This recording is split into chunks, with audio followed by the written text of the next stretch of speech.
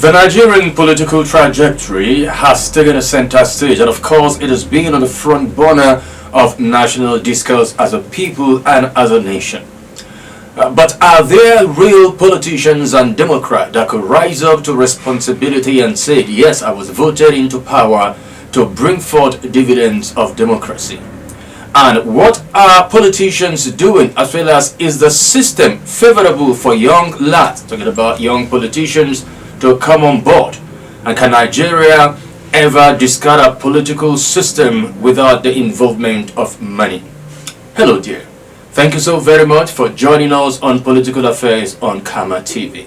My name is Chris Jacobs, and today I've been joined by a young politician and astute politicians, as well as a youth activist that is based at the city of Yola.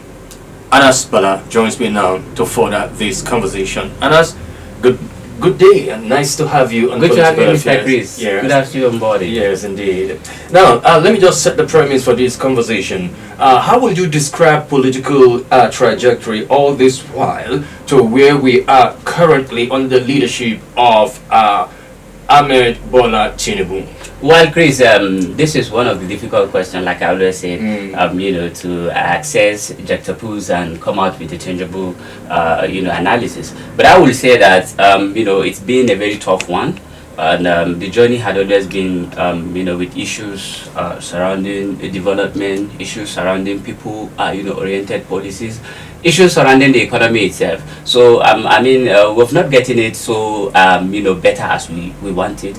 But then again, like you said, it's a trajectory. It's a, it's a transition process. We're still moving on the process. And we hope that, there's going to be improvement as we go on. But, the current situation we find ourselves is quite unfortunate. I like your optimism when you say we hope that there will be an improvement. But with the crop of politicians we have now, do you think they have understood the need to prioritize democratic dividends rather than what is used to be a usual thing, self-enrichment and aggrandizement? Do you see that competition in such a way that they want to meet to the yearnings and aspiration of a greater majority of their constituents? Well, just like we all know that leadership has a pyramid, and we've talked about this several times with you, that it must cascade from the top to the bottom. Absolutely. And if you look at it, basically from the different levels we have, from this different segments of leadership we have, from the presidency, governors, and those who are representing us at the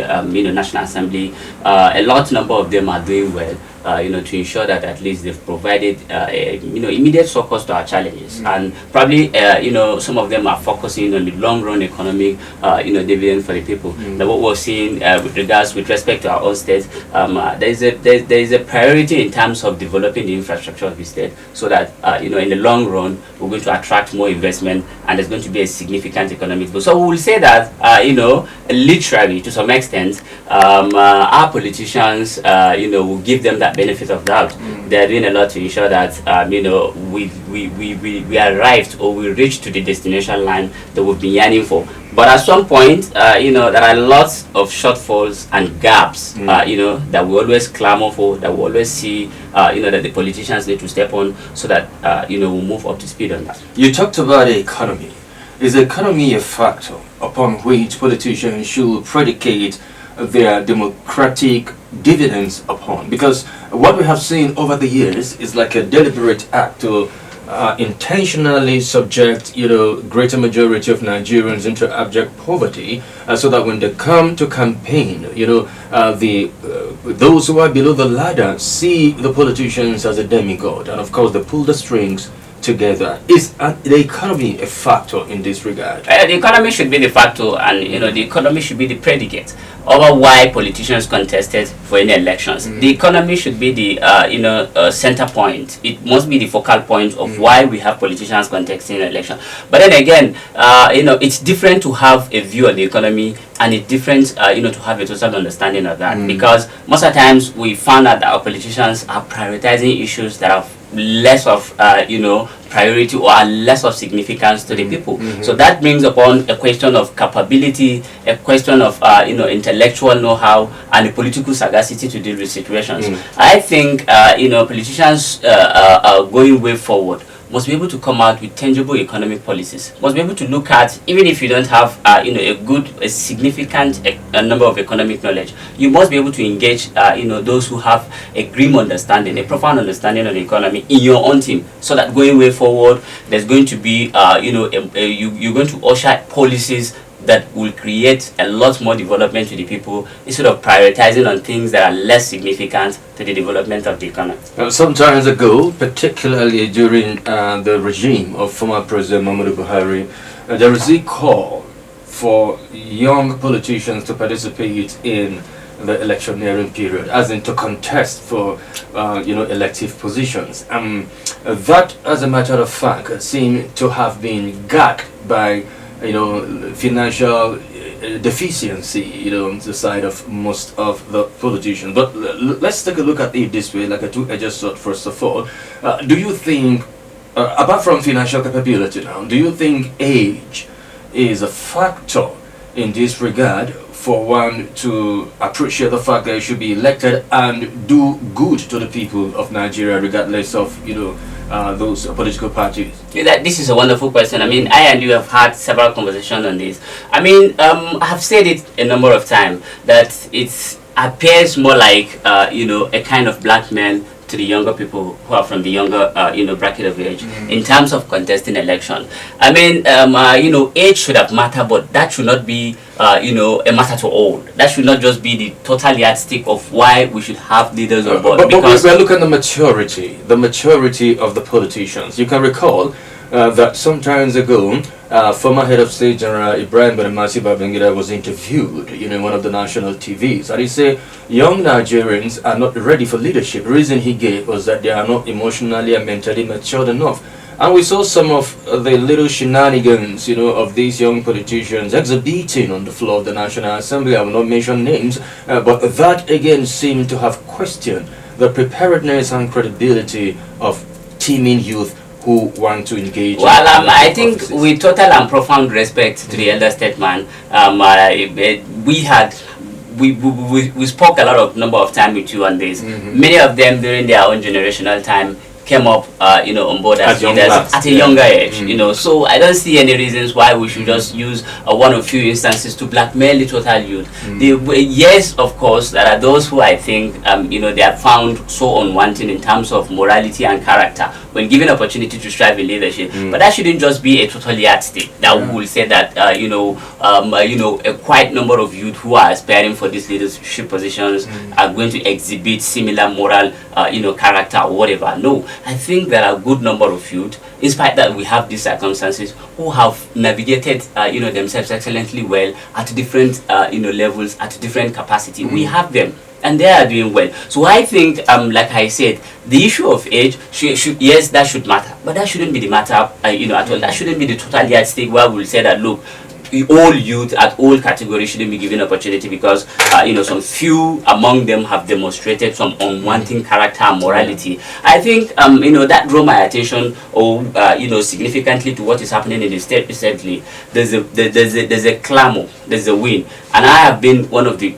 people who have championed this cause for a long number of time. You know about it, that I want an active participation of the youth in the political space of the state. And so recently we've seen a new win, in the social media space and even the mainstream media, calling for a particular young man in the state to come and join the political arena and see how he can contribute his own quota. That is no other person than Abdurrahman Bashir Haske. This young man has navigated himself excellently well in the private sector. He is currently, as I speak now, an MD of about 7 companies who is managing, those companies very effectively well. And I can go ahead to mention them. Then people saw the kind of qualities, people saw the kind of capacity and capability in him, and I am calling him. And I am one of those, who have been advocating this. And I say that I'm not going to be left behind because we want to see youthful involvement in the political arena of our own state. Somebody who, as I speak to you currently, is the MD of H&W Starch Derivative Limited.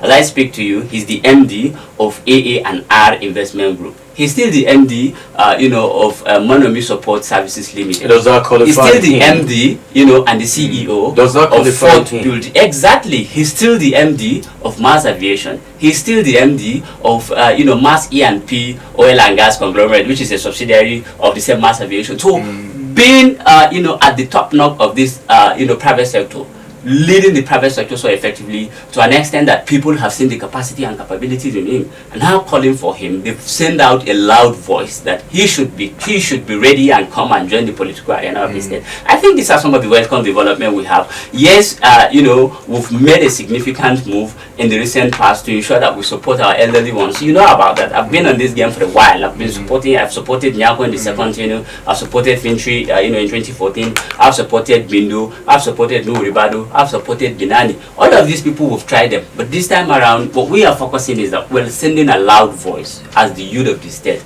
that we want to also make sure that we participate actively, and then we see how we can push our own cause so that we can achieve the desired. Do you think that will be easy, as in try to convince a greater majority of, electorate, looking at what, because I don't know the party upon which is running, in its swing, but of course looking at what Right Honorable Amodu Fintiri has done and is still doing in Adamawa State, one may wonder if someone is coming from another political party, can he be able to convince the people beyond reasonable doubt that it's bringing another improvement upon which Right Honorable Amodu Fintiri has already brought. I will allow you to catch up, breathe, and sip some water. We'll go on a short break. Thank you. All right, you're watching Political Affairs on Comr TV. We'll take a short break. We'll be back with more. Join us again.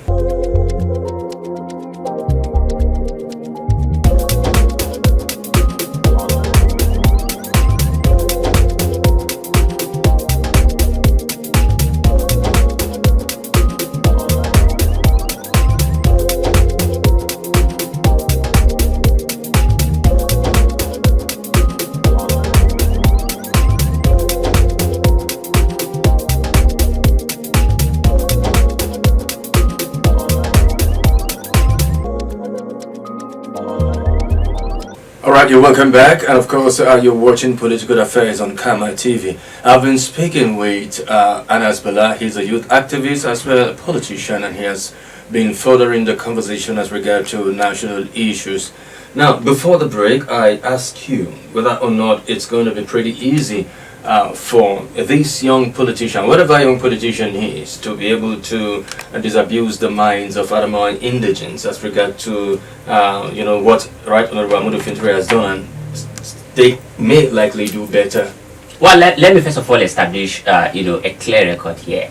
Contesting election, especially in a political space like ours here in Adamawa State, is never an easy thing. But we have significant confidence, and we believe that we've set up a good modality upon which we're going to communicate to our people so that they'll be able to see reasons and join our own campaign. In fact, we are already on the trajectory of that. And secondly is that the prior development of Governor Amodu Fintiri have laid a solid and profound foundation for us to come up and say that, look, we are capable and we are the good in terms of those who are going to inherit, whatever Amodu Fintiri has done, so that we can stay with ship. Although we are yet to declare what we're going to contest, but then we are making a significant call for the people. And then, some of the developmental prioritizations of Governor Amodu Fintiri will lay you a good credence and good foundation for you to actually come up if you have that intellect, if you have that significant knowledge, especially, because I always talk about the Greeks. I said, government must be considered as a business.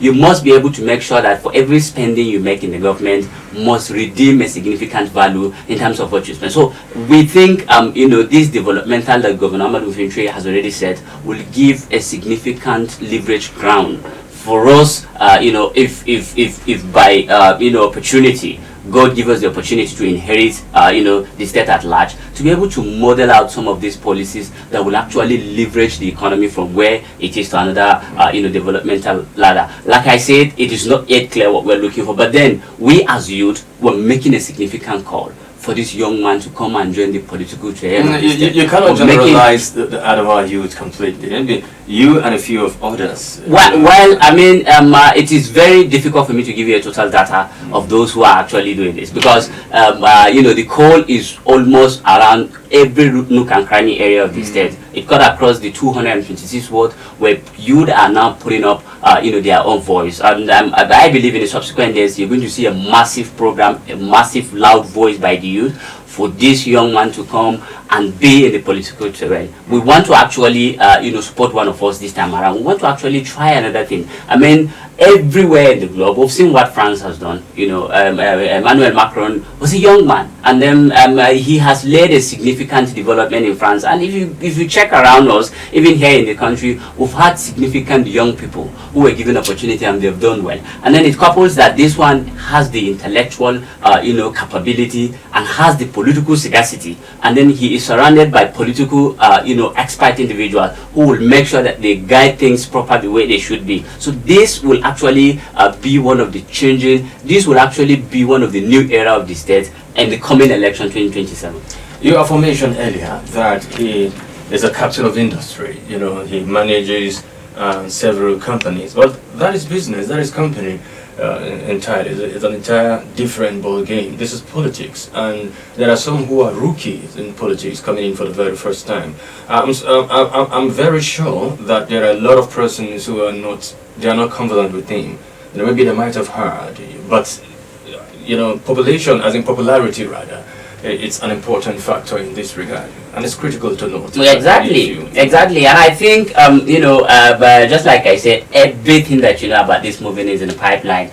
What has to do with popularity is actually what we're doing now. The engagement we're having with you now, I believe it will cause a significant you know, development in terms of you know, educating people on who he is. And the secondly is that we've seen many states that have tried business individuals, those who are good in the private sector, like the former governor Ibukule Amosu, you know, from Ogun State, and then the current governor Alex Oti. Those people came from the private world, and they are actually doing significantly well for their people. And I think for us, we've tried a lot number of politicians in the state. Basically, some of them might have also come from this private sector, but then again, we have a technocrat now, a good administrator now, who has the efficiency and, like I said, the intellectual capacity to sit over and decide for this about a number, just few I've mentioned to you, about 7 companies here, and he is actually doing well. And then, but many of us, you know, many of us who are in this polity, I think we've supported quite a number of people, and we've looked at their own credence and rudiment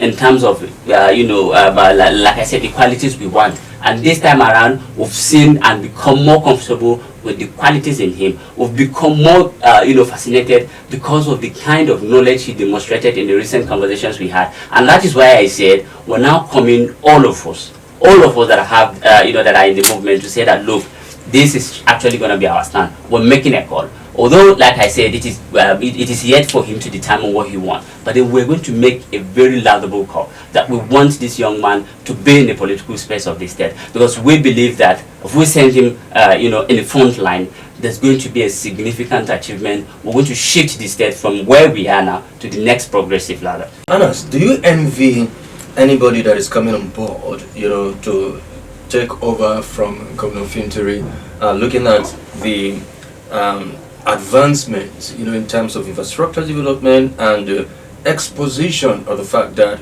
governance is possible to reach out to people and change the narrative? Well, I think as someone who have been on this game for a while, I don't just envy anyone who is coming on board, but I think I'll have a job and responsibility of ensuring that we scrutinize, of ensuring that we make a proper investigation, or whoever is you know, going to declare his own aspiration on his ambitions of inheriting you know, the current state of affairs in the state. Because you know, certainly the last 5 years, or the last almost 6 years of Governor Amadou Fintiri's administration might have actually put a challenge for anyone who is coming to say that, look, I'm going to inherit that. So that is why you know, why I'm saying, as someone who have been in this game for a while, I think that challenge needs somebody who, is well prepared. Someone who has actually, fixed himself so well and has understand the developments of the economic antics, of the state. And that is why,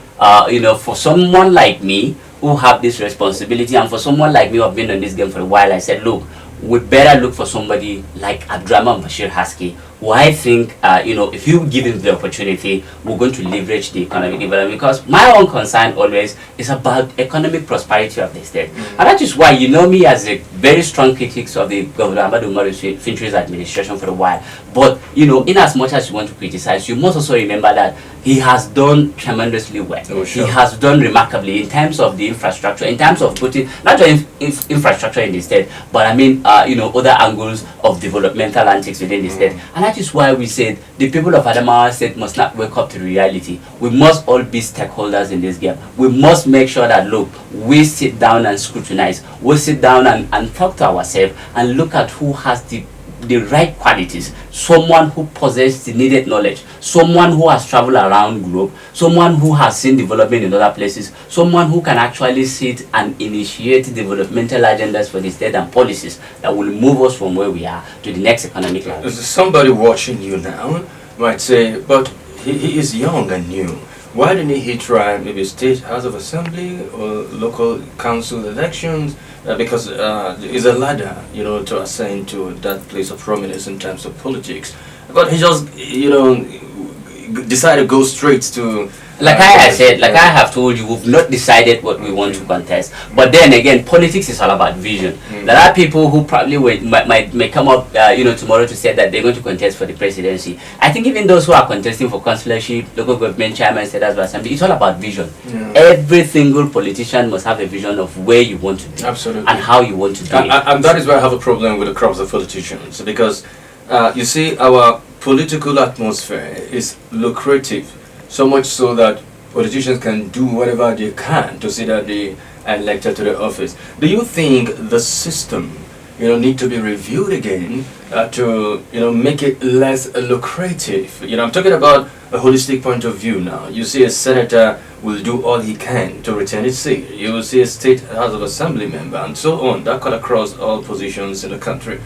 Isn't our political offices so lucrative in such a way that that phrase is a do or die thing? Well, we have talked about this several times. I've said it. As someone who have monitored this, it's quite disheartening to pinpoint some of, the challenges we're facing. One of it is that we've made these offices, political offices, to be much more lucrative. We've made them to be much more attractive, and which I have engaged several times to say that we need institutional repositioning, not just INEC alone, but then again, several sister players within the game. We need institutional repositioning, either by way of making sure that we made a stiffer criteria, or then again we look at the generality of the electionary management itself, to make it a bit more stiffer for people to come and just showcase in terms of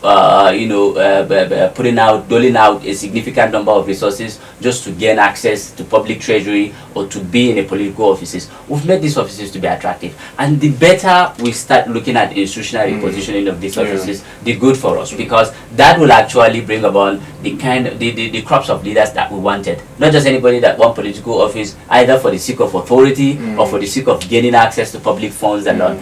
This had actually been the cause, and we've spoken about this several times with you. Now let's scrutinize the holistic political pool, ranging from the office of the president, the Senate president, Speaker House of Representative, State House of Assembly, local council chairman, and State House of Assembly rather, and the Federal House of Representative.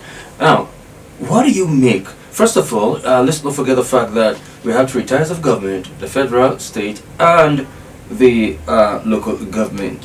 What do you make of, I don't want to say recently anyway, but of course not quite long, the ruling by the Supreme Court to grant local council autonomy? Because you talk about we need to sanitize the system and the political process. This would have been, like I said the other conversation, last time we had a conversation, it's a long overdue. We should have had and effective and true realistic local government autonomy.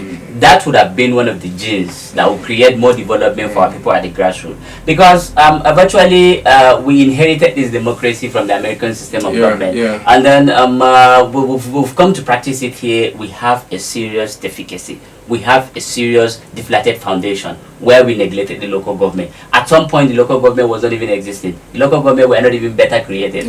But I think, the recent stride or the recent move by the federal government, even though we are yet to see a full local government autonomy as we wanted, is a good one.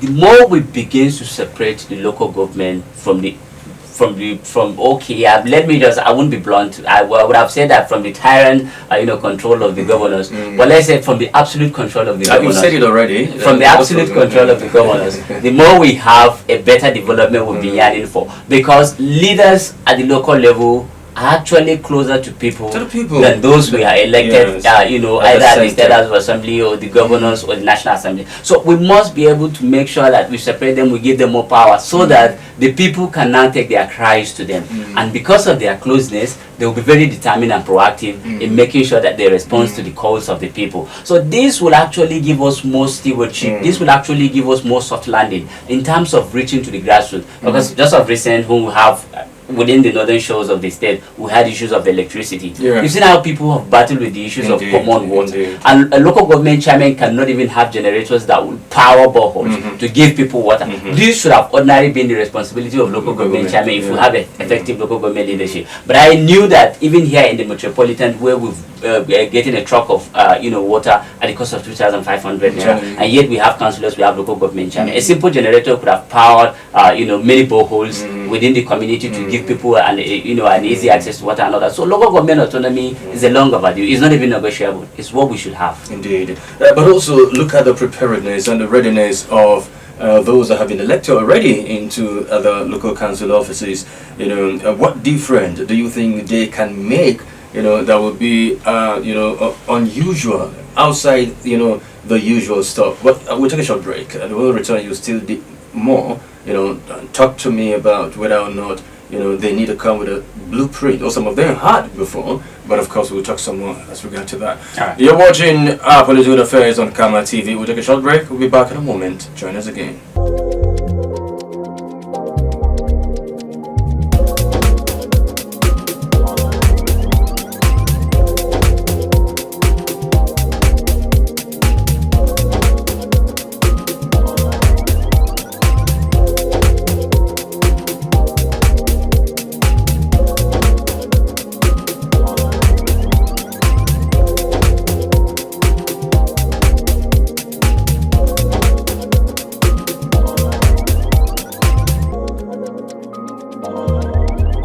Alright, you're welcome back and you're watching Political Affairs on Comr TV. I've been speaking with Anas Bala. He's a youth activist and of course a politician. And interesting, he has furthered and revealed furthermore his submissions as regard to the political atmosphere, not just in Adamawa State but Nigeria as a whole. Alright, before the break I asked you the level of preparedness of these local council chairmen, because if we get it right at the local government level, invariably we'll get it right again in the center. Exactly. Well, that brings us to the question of capability.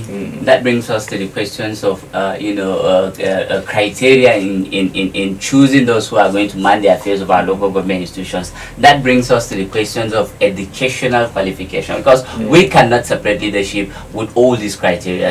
If we have local government autonomy, the fully local government autonomy is going to give us an impetus. It's going to give us a privilege of us scrutinizing and looking at those who are going to manage the affairs of our local government, because basically as a result of the total control of the governance of local government, it has now become a place of fixing political patronage. It has now become a place of political compensation. Instead of looking at those who can manage the affairs of the institution, they were looking for those who they will compensate in terms of political reward. You have made a good director for me in a campaign. Not all the directors, campaign directors, campaign managers can be a good administrators.